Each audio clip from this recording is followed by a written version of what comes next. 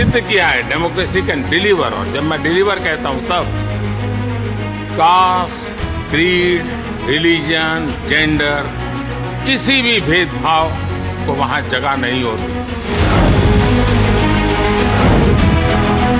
मेरे तीसरे टर्म में मैं देश को दुनिया की तीसरी इकोनॉमी बना करके रहूंगा।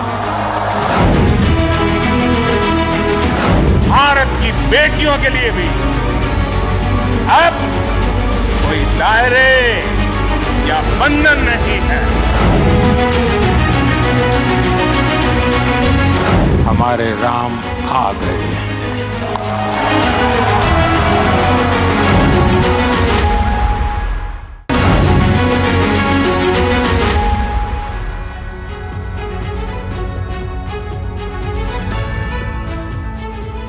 नमस्कार, आपके साथ मैं हूं सुरभि शर्मा। 10 बजे स्पेशल चौकी करने जा रहे हैं शुरुआत। मेरे साथ है मेरे सहयोगी रवि मिश्रा। और मोदी पर दुनिया की नजर। 8 दिन बाद लोकसभा चुनाव के पहले चरण के लिए वोटिंग, सियासी वार पलटवार जारी है। और इस बीच अमेरिकी मैगजीन न्यूज वीक को प्रधानमंत्री मोदी ने एक इंटरव्यू दिया है जिसमें चीन, पाकिस्तान, लोकतंत्र, चुनाव और राम मंदिर को लेकर उन्होंने खुलकर बात की है। साथ ही आपको बता दें, पत्रिका के कवर पेज पर प्रधानमंत्री नरेंद्र मोदी की ये तस्वीर के साथ लिखा क्या है? लिखा है अनस्टॉपेबल।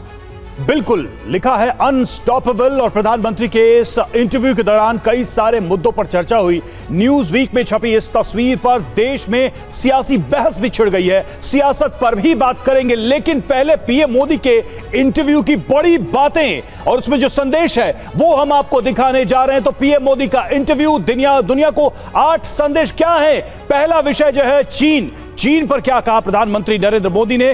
बातचीत से सीमा विवाद खत्म हो। इसमें सीधा संदेश यह है कि शांतिपूर्ण संबंध दोनों देशों के लिए अहम है। बात पाकिस्तान की भी, क्योंकि आतंक, हिंसा से मुक्त माहौल की वकालत की गई। संदेश क्या है? आतंक को संरक्षण देना बंद हो। बिल्कुल। और इसके बाद लोकतंत्र पर भी चर्चा की प्रधानमंत्री नरेंद्र मोदी ने। लोकतंत्र हमारे जीन में है, यह कहा प्रधानमंत्री ने। और सीधा संदेश इसका यह है कि सवाल उठाने वालों को यह अपने आप में जवाब है जो लोग भारत की डेमोक्रेसी को क्वेश्चन करते हैं। और इसमें संदेश जिस तरीके से दिया गया है, सवाल उठाने वालों को जवाब तो देना होगा, लेकिन अल्पसंख्यक को लेकर भी रवि इसमें खास तौर पर बड़ी बात कही गई कि केंद्र की योजनाएं सभी के लिए है। और इसके जरिए संदेश ये गया कि किसी भी तरीके का कोई भेदभाव नहीं हो रहा, सारी सुविधाएं हैं और वो सबके लिए हैं। बिल्कुल। अगला विषय था राम मंदिर, जिसको लेकर प्रधानमंत्री ने कहा कि देश की एकता का ऐतिहासिक क्षण था वो, और राम का नाम राष्ट्रीय चेतना का विषय। यह सीधा सीधा संदेश था प्रधानमंत्री के इन उत्तरों में, इन आंसर्स में। महत्वपूर्ण यह है कि चुनाव, सबका साथ, सबका विकास की बात भी उन्होंने की, और जिसके जरिए संदेश दिया गया कि विकास से जनता का भरोसा भी जीता गया है। और बात हुई आर्थिक विकास की, तो 2047 तक विकसित भारत के लक्ष्य को दोहराया प्रधानमंत्री नरेंद्र मोदी ने अपने इंटरव्यू में। देश को आगे बढ़ाने के लिए प्रतिबद्धता का संदेश एक बार फिर से देने का प्रयास। हालांकि महिलाओं को लेकर इंपॉर्टेंट यह था कि महिलाओं के लिए योजनाओं का भी इसमें जिक्र किया गया, और इसके जरिए संदेश की किस तरीके से महिला सशक्त होंगी और देश मजबूत होगा। तो न्यूज वीक में जिस तरीके से इन तमाम मुद्दों को देखते हुए जो बड़ी बातें कही गई हैं और उसका जो सीधा संदेश है वो इस इंटरव्यू में महत्वपूर्ण रहा, और उसी आधार पर आगे रवि होगी चर्चा।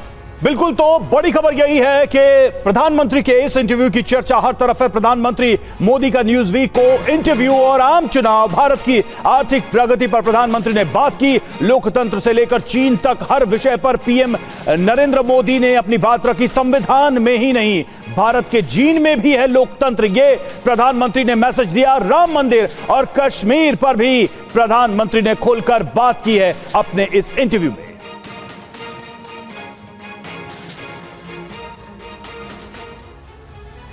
और अब इंफॉर्मेशन वॉल का रुख करते हुए सबसे पहले इस इंटरव्यू में चीन को जिस तरीके से सीधा संदेश दिया गया है उस बारे में इंफॉर्मेशन आपके सामने रखते हैं, क्योंकि सीमा पर लंबे समय से खराब स्थिति को देखते हुए जिस तरीके से इस इंटरव्यू में चर्चा की गई है उसमें महत्वपूर्ण यह है कि एलएसी की स्थिति को तुरंत हल करने की जरूरत बताई गई है। इंपॉर्टेंट इसमें यह भी है कि द्विपक्षीय बातचीत से हालात सामान्य हो सके, इस बात पर जोर दिया गया है। और साथ ही महत्वपूर्ण यह भी है कि दोनों देशों के बीच शांति पूरी दुनिया के लिए कितनी ज्यादा जरूरी हो गई है, है। यह महत्वपूर्ण बात इस इंटरव्यू में रखी। बिल्कुल, और देखिए उम्मीद है सीमाओं पर शांति स्थिरता बहाल करने में सक्षम होंगे, ये भी प्रधानमंत्री ने कहा है। एक होप, एक उम्मीद, एक आशा भी जताई है कि विवाद जितने भी होंगे उनको बातचीत के जरिए हल कर लिए जाएंगे।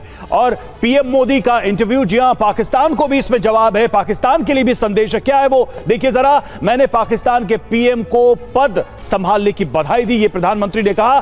भारत ने हमेशा आतंक, हिंसा से मुक्त माहौल की वकालत की है, शांति, सुरक्षा और समृद्धि को आगे बढ़ाने की बात की है। पाकिस्तान के आंतरिक मामले पर टिप्पणी नहीं, ये प्रधानमंत्री ने इस इंटरव्यू में कहा पाकिस्तान को लेकर।